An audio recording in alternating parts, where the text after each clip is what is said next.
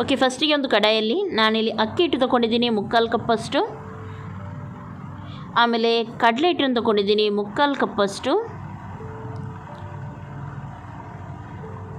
ಆಮೇಲೆ ನಾನಿಲ್ಲಿ ಗೋಧಿ ಹುಡಿಯನ್ನು ಕೂಡ 3/4 ಕಪ್ಪಷ್ಟು. ಸೇಮ್ ಪ್ರಮಾಣದಲ್ಲಿ ಮೂರನ್ನು ಕೂಡ ತೊಗೊಂಡಿದ್ದೀನಿ. 3 ಕೂಡ ನಮ್ಮ ಮನೆಯಲ್ಲಿ ಈಸಿಯಾಗಿ ಅವೈಲೇಬಲ್ ಇದೆ.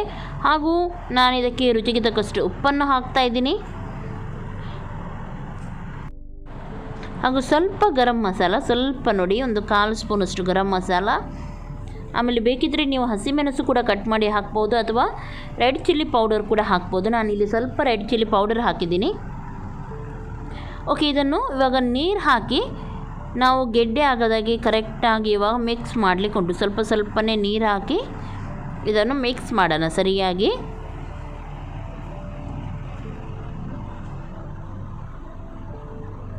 ದೋಸೆ ಬ್ಯಾಟರ್ ಯಾವ ರೀತಿ ಇರುತ್ತೆ ನೋಡಿ, ಅದಕ್ಕಿಂತ ಸ್ವಲ್ಪ ತೆಳುವಾಗಿ ನಾವು ಮಾಡಲಿಕ್ಕೆ ಉಂಟು. ಇಲ್ಲಿ ದೋಸೆದಷ್ಟು ದಪ್ಪ ಇಡಲಿಕ್ಕಿಲ್ಲ. ಇಲ್ಲಿ ನಾವು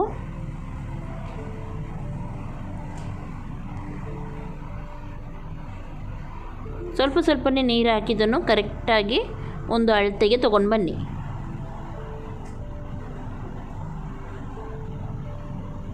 ಚೆನ್ನಾಗಿ ಮಿಕ್ಸ್ ಮಾಡಿ, ಇದರಲ್ಲಿ ಯಾವುದೇ ಲಮ್ಸ್ ಎಲ್ಲ ಉಳಿಬಾರ್ದು. ಹಾಗಾಗಿ ಓಕೆ, ನಾನೀಗ ಸರಿಯಾಗಿ ಮಿಕ್ಸ್ ಮಾಡಿದ್ದೀನಿ. ಇದನ್ನು ನೋಡಿ ಈ ರೀತಿ ಬರಬೇಕಿದ್ದು. ತುಂಬ ತೆಳುವೂ ಅಲ್ಲ, ತುಂಬ ದಪ್ಪನೂ ಅಲ್ಲ, ಈ ರೀತಿ ಇರಬೇಕು. ಓಕೆ, ಇವಾಗ ಇದಕ್ಕೆ ನಾವು ಏನು ಮಾಡೋಣ ಅಂದರೆ ಸಣ್ಣದಾಗಿ ಹೆಚ್ಚಿದ ಕೊತ್ತಂಬರಿ ಸೊಪ್ಪನ್ನು ನಾನು ಹಾಕ್ತಾಯಿದ್ದೀನಿ. ನೀವು ಬೇಕಿದ್ದರೆ ಕ್ಯಾರೆಟ್ ಅಥವಾ ಕ್ಯಾಪ್ಸಿಕಮ್ ಬೇಕಿದ್ದರೂ ಹಾಕ್ಬೋದು, ಇದಕ್ಕೆ ಆ್ಯಡ್ ಮಾಡ್ಬೋದು ನೀವು, ಅಥವಾ ನೀರುಳ್ಳಿ ಕೂಡ ಆ್ಯಡ್ ಮಾಡ್ಬೋದು. ಚೆನ್ನಾಗಿ ಇದನ್ನು ಮಿಕ್ಸ್ ಮಾಡಿ, ದಪ್ಪ ಅಂತ ಎನಿಸಿದರೆ ಸ್ವಲ್ಪ ನೀರನ್ನು ಹಾಕಿ ನೋಡಿ ಈ ರೀತಿ ಬರಬೇಕಿದು. ಓಕೆ, ಇವಾಗ ನಾನು ಕಾವಲಿ ಇಟ್ಟಿದ್ದೀನಿ. ಕಾವಲಿ ಒಳ್ಳೆ ರೀತಿಯಲ್ಲಿ ಬಿಸಿ ಆಗಬೇಕು.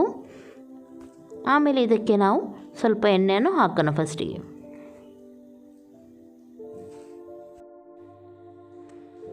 ಫಸ್ಟಿಗೆ ಒಮ್ಮೆ ಮಾಡುವಾಗ ನೀವು ಸ್ವಲ್ಪ ಜಾಸ್ತಿ ಎಣ್ಣೆ ಹಾಕಿ ಆಮೇಲೆ ಸ್ವಲ್ಪನೇ ಹಾಕಿದರೆ ಆಯಿತು. ಒಳ್ಳೆ ರೀತಿಯಲ್ಲಿ ಇದು ಬಿಸಿ ಆಗಬೇಕು. ಆಮೇಲೆ ಇದರಲ್ಲಿ ನಾವು ದೋಸೆ ಬ್ಯಾಟರನ್ನು ಹಾಕೋಣ.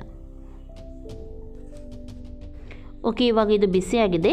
ಇವಾಗ 1 ಸ್ಪೂನ್ ದೋಸೆ ತೆಗೆದು ನೋಡಿ, ಈ ರೀತಿ ದೋಸೆ ಯಾವ ರೀತಿ ನಾವು ಹಾಕ್ತೀವಿ ನೋಡಿ ಅದೇ ರೀತಿ ರೌಂಡಾಗಿ ಈ ರೀತಿ ಹಾಕಿದರೆ ಆಯಿತು. ನೋಡಿ ತುಂಬ ಚೆನ್ನಾಗಿ ಬರುತ್ತೆ ಇದು. ಎಷ್ಟು ಚೆನ್ನಾಗಿ ಬಂದಿದೆ ನೋಡಿ. ಹಾಗೂ ತುಂಬ ಟೇಸ್ಟಿ ಕೂಡ ಇರುತ್ತೆ. ಬೇಕಿದ್ದರೆ ನೀವು ತುಪ್ಪವನ್ನು ಮೇಲಿಂದ ಸ್ವಲ್ಪ ಹಾಕ್ಬೋದು, ತುಪ್ಪ ಅಥವಾ ಬಟರ್. ಆಪ್ಷನಲ್ ಇದು, ಹಾಕಲೇಬೇಕಂತ ಹೇಳಲ್ಲ, ಬೇಕಿದ್ದರೆ ನೀವು ಹಾಕ್ಬೋದು ಅಷ್ಟೇ. ನೋಡಿ ಚೆನ್ನಾಗಿ ಸೈಡಿಂದ ಎದ್ದು ಬರುವಾಗ ಸ್ವಲ್ಪ ಕ್ರಿಸ್ಪಿ ಅಂತ ನಿಮಗೆ ಅನಿಸುವಾಗ ಇದನ್ನು ನೀವು ತೆಗೆದರೆ ಆಯಿತು. ಇದೇ ರೀತಿ ಕೂಡ ತೆಗಿಬೋದು, ಅಥವಾ ನೀವು ಬೇಕಿದ್ದರೆ ಟರ್ನ್ ಕೂಡ ಬೇಕಿದ್ದರೆ ಮಾಡಿ ಹಾಕ್ಬೋದು. ತುಂಬ ಈಸಿಯಾಗಿ ಎದ್ದು ಬರುತ್ತೆ ನೋಡಿ. 2 ಸೈಡ್ ಕೂಡ ಟರ್ನ್ ಬೇಕಿದ್ದರೆ ಮಾಡಿ ಹಾಕ್ಬೋದು. ನೋಡಿ ಎಷ್ಟು ಚೆನ್ನಾಗಿ ಬಂದಿದೆ ನೋಡಿ. ಇದು ತುಂಬ ಚೆನ್ನಾಗಿರುತ್ತೆ. ಇದು ತಿನ್ನಲಿಕ್ಕೆ ಚಟ್ನಿ ಒಟ್ಟಿಗೆ, ಟೀ ಒಟ್ಟಿಗೆ ಎಲ್ಲದರಲ್ಲೂ ಚೆನ್ನಾಗಾಗುತ್ತೆ ಇದು ತಿನ್ನಲಿಕ್ಕೆ. ಜಸ್ಟ್ ಒಮ್ಮೆ ನೀವು ಟ್ರೈ ಮಾಡಿ ನೋಡಿ. ಹಾಗೂ ಸಿಂಪಲ್ ಮನೆಯಲ್ಲಿ ಸಿಗುವಂಥದ್ದು ಕೆಲವೇ ವಸ್ತುಗಳಿಂದ ನಾನು ಇದನ್ನು ಮಾಡಿದ್ದೀನಿ. ಹಾಗೂ ಈಸಿಯಾಗಿ ನಾವು ಮಾಡ್ಬೋದು ಇದನ್ನು. ಓಕೆ, ನೋಡಿದ್ರಲ್ಲ, ಇದೇ ರೀತಿ ಮಾಡಿದರೆ ಆಯಿತು. ಉಳಿದದನ್ನು ಕೂಡ ನಾನು ಇದೇ ರೀತಿ ಮಾಡ್ತೀನಿ. ಯಾರು ಇನ್ನೂ ಕೂಡ ನನ್ನ ಚಾನಲ್ಗೆ ಸಬ್ಸ್ಕ್ರೈಬ್ ಮಾಡಲಿಲ್ಲ ನೋಡಿ, ಅವರು ಇವಾಗಲೇ ಸಬ್ಸ್ಕ್ರೈಬ್ ಮಾಡಿ ನಿಮ್ಮ ಫ್ರೆಂಡ್ಸ್ ಜೊತೆ ಎಲ್ಲರ ಜೊತೆ ನನ್ನ ರೆಸಿಪಿಯನ್ನು ಶೇರ್ ಮಾಡ್ತಾಯಿರಿ.